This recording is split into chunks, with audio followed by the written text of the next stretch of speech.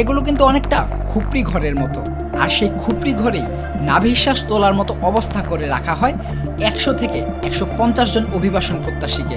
বৈধ কোনো কাগজপত্র না থাকায় সেই খুপড়ি ঘরের বাইরে একেবারেই যাওয়া যায় না।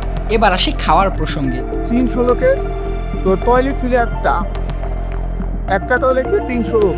খাবার আমাদের নাই, টয়লেট কীভাবে আসবে? প্রতিটা মানুষের সারা শরীরে 2-5টা ঘুরে গেছিল। যাদের ভাগ্য নিতান্তই ভালো তারা নিয়মিতভাবে দিনে একবার করে খেতে পায়। আর খাবারের পদ বলতে একটা রুটি, লিবিয়ান ভাষায় যেটা নাম হচ্ছে খবজা, আর সাথে এক টুকরো টুনা মাছ।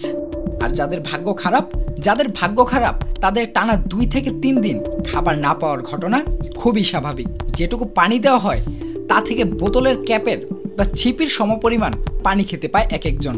সেই সাথে অসহনীয় গরম, উকুন আর ইঁদুরের চূড়ান্ত যন্ত্রণায় রাতের পর রাত না ঘুমাতে পারাটাও একটা রুটিন হয়ে ওঠে। আর ওইখানে যে কি মর্মান্তিক অবস্থা ছিল সেটা একমাত্র আল্লাহ জানে, আর আমি জানি যে আমি তো ভোগ করছি, আমি জানি মৃত্যু ছাড়া অন্য কোনো উপায় ছিল না। একদম মৃত্যুটা ছিল হাতের নাগাল, এরকম একটা ব্যাপার। মানে একটা সেকেন্ড মনে হইতো না যে আমি বাঁচবো।